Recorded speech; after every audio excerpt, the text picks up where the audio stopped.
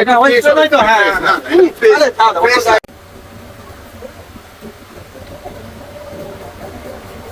কি আপনার প্রসেস করে দিচ্ছি আমিও দিচ্ছি। আরে পাগলা, এটা অয়েল স্প্রে। হ্যাঁ আমি বন্ধ কর না, এটা অয়েল জয়, আমি ওটা রেখে আজকে বললে আমি তো এখনই অয়েল স্প্রে মুখে মেখে নিতাম। তুই এরকম যদি করিস, আমি একটু রেস্ট নিচ্ছি, একটুখানি গোলাপ জল দিচ্ছি, আর তুই এখান থেকে অয়েল স্প্রে মুখে মার। এইটা এইটা অয়েল স্প্রে কোনো স্টিকার আছে? এটা তো আমি এখান থেকে আরেস অয়েল স্প্রে, এটা তো এমনি গোলাপ জল, তুই মাকে দেন। এটা অয়েল স্প্রে নয় তো? হ্যাঁ আরে দাও দাও। তুই অয়েল স্প্রে মেখে নিচ্ছিস? অয়েল স্প্রে কি কাজ করে ভাই?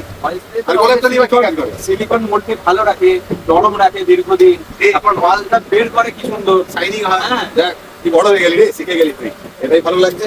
চোখে ঢুকিয়ে দিলি তুই, চোখ জ্বালা করে। গোলাপ জল ভালো চোখে যাওয়া, ঠিক আছে, আর মন্ডে যাওয়া ভালো অয়েল স্প্রে।